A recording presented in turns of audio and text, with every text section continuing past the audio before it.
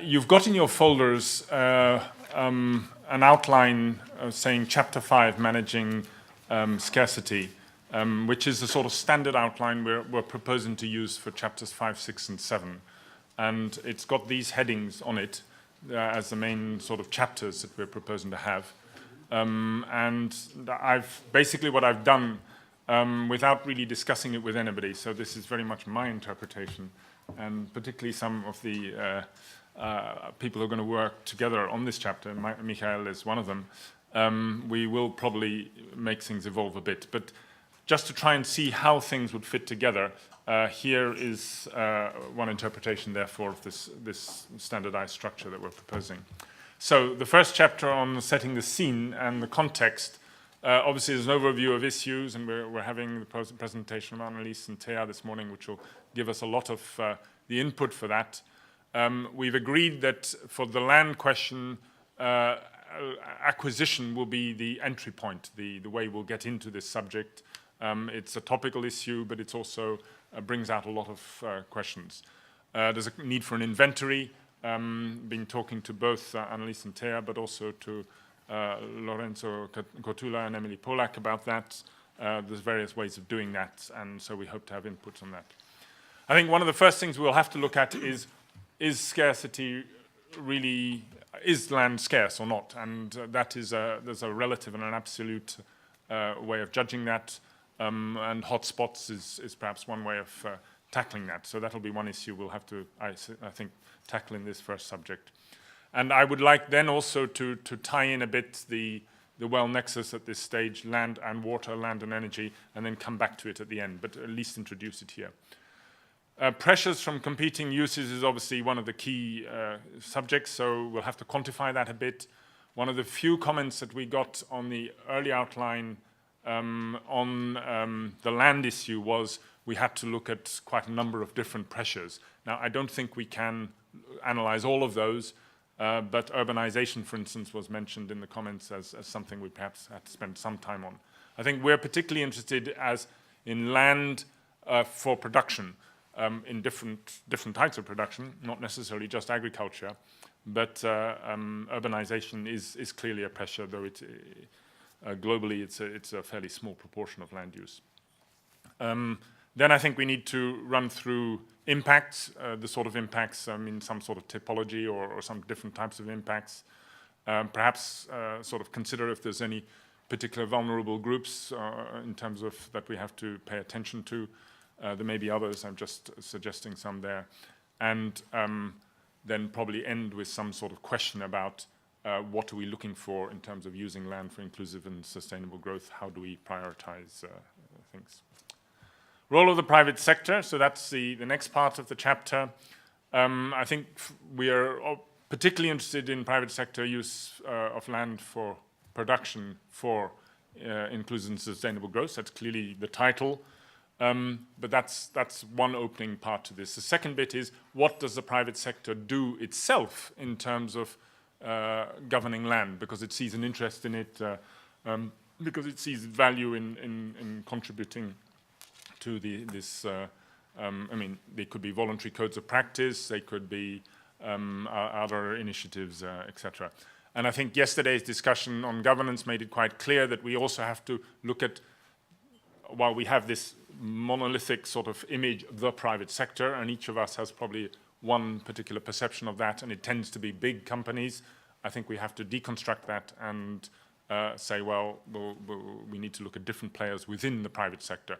And I think we are defining private as not public, if you see what I mean. So that also includes other actors which are not necessarily for profit.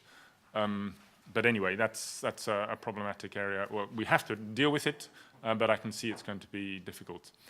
And then there will be interactions between these different private sector actors. Large, small, national, foreign, low, high capital intensity, intensive producers. And that sort of debate somehow we'll have to tackle that. This is where I would see issues about conflicts over land coming in. Jos will speak to us about that later today, but I certainly see that coming in. And clearly here is one area we need to get quite a few case studies. So we'll be looking for good case studies on this. A similar sort of process for the public sector in a sense. Perhaps here we start, I would start logically with the what level of public sector we're looking at, the national state, local state. I think for land you have to be able to tackle both. The national state will be setting laws, etc., but the local state will be managing them in many cases, and there may be local practices, and local state can mean lots of things too. Can it mean municipalities? It could also mean regions or provinces or something like that. So somehow we'll have to sort of tackle that. Governance of land and the role of the state, owner, user, regulator. Maybe there's other ways the state has a role. And here clearly inclusiveness, there's a big element of, inclusive and sustainable growth, and I think we really need to tackle the inclusiveness issue here. Public policy on managing land for ISG. How do you take planning decisions, land use planning decisions on that? What sort of basis do you use? Clearly, in this chapter, we have to talk about land tenure systems and interaction of old ones and new ones, and this is where I think Emily's work, Emily and Lorenzo Cotula's work, and Emily will join us later today by video.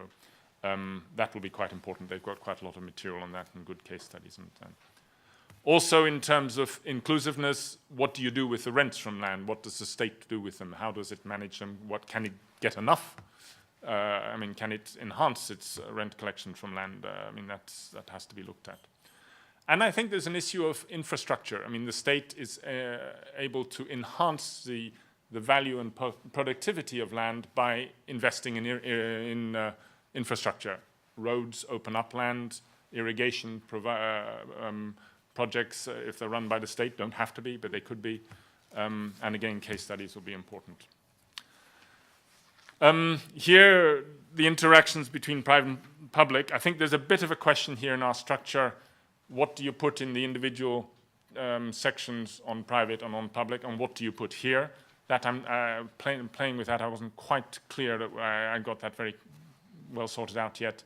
But I'm thinking particularly we'll probably need some sort of typology. Maybe that's going to be too big a word. But what sort of relationships are we talking about? Yesterday we talked about voluntary codes and regulatory frameworks. There's also customary law and how the authorities manage that, if they manage it, if it's just run by society, social organizations rather than the state. And this role of informal and formal interactions. The fact that land deals are perhaps not necessarily out in the open. Some of them are behind the scenes, and people don't.